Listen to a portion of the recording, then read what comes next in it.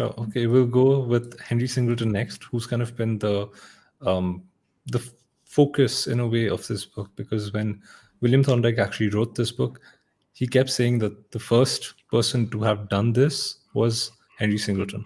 He kind of created the playbook of how do you become this great outsider CEO, and he did all of it. Like he's done acquisitions, he did buybacks, and eventually he did spin-offs. So he went through the entire playbook and laid it out for all future CEOs to take a look and just clone it. And funnily enough, if you look at even Teledyne's stock today, it's been a ridiculous compounder. Have you seen the chart for Teledyne? Oh, and that was one thing I was going to bring up is that Henry Singleton and Teledyne does not get talked a lot about. And I did not know that Teledyne was still a public company. I just figured from the book, it's so tied to Henry Singleton, I figured they sold at some point when he was done. But that's It's still amazing there. that it's still a public company. Yeah. So ever since it became a public company, like it's been run by I think the same CEO since 1999, and the guy's still at the helm running Teledyne.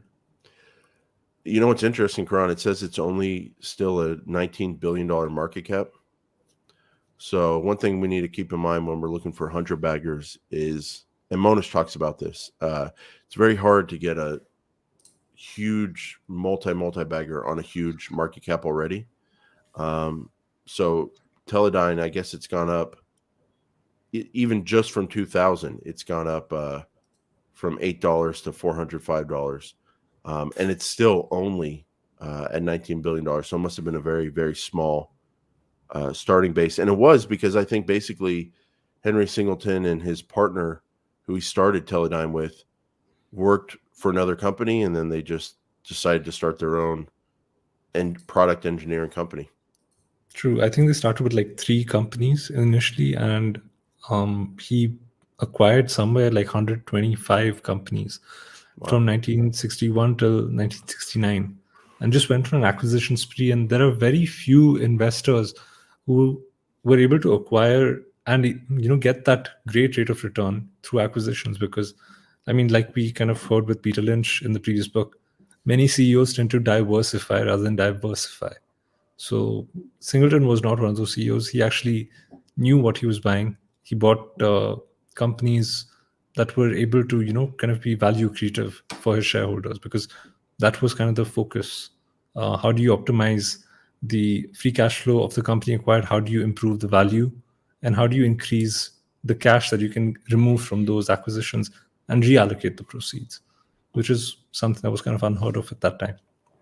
Yeah, and this is another guy where I'm familiar with the name. I hear the name every few years, but he's not talked about a lot, and he's someone I also want to really dig into and study and see what is out there on him in terms of interviews. Sounds like not much, but interviews, letters, anything really.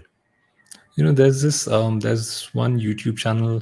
I'd come across it a while back. I think it's called the Singleton forum or something like that, where it's linked to this book, The Outsiders, and they kind of go and talk a little bit, like I think 3 to 4 minutes each of the CEOs. It's a fantastic video.